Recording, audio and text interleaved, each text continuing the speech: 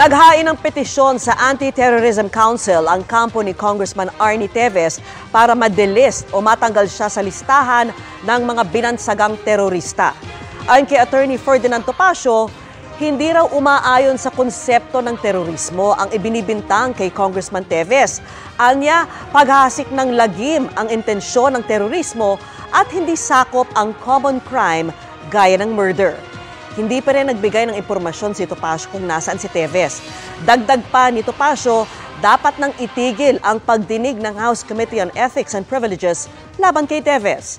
Anya, ayon sa rules ng komite, dapat munang hintayin ang pinal na desisyon sa mga nakabingbing kaso ng kanilang miyembro bago ito dinggin.